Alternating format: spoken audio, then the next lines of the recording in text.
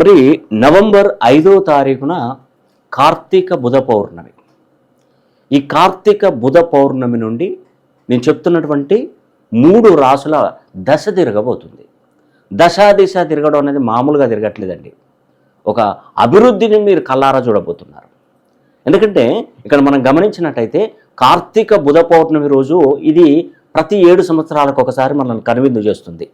అంటే బుధుడు అన్ని గ్రహాలలో కూడా చాలా బేషుక్కైనటువంటి గ్రహము.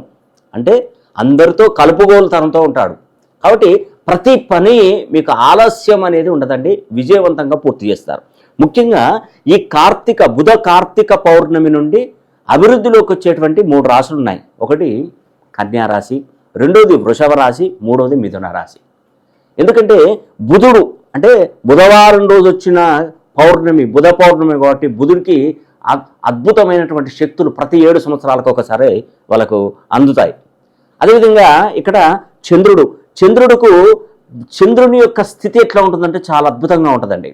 ఈ పౌర్ణమి వేళలో ఈ కార్తీక మాసంలో 1000 రెట్ల శక్తి పెరగబోతుంది.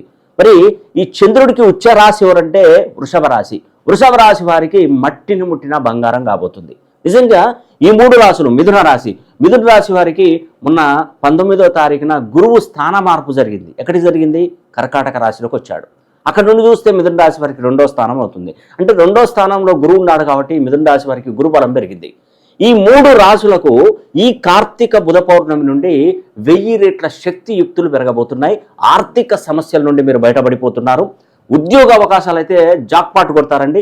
వివాహంలో కూడా మంచి మంచి వివాహ సంబంధాలు మిమ్మల్ని అద్భుతంగా చక్కగా మంచి సంబంధాలు మీ చేతిలోకి వస్తాయి. కాబట్టి ఒక్కసారి గమనించండి, ఈ కార్తీక బుధ పౌర్ణమి నుండి మీ దిశ తిరగబోతుంది. మీరు సిద్ధంగా ఉండండి.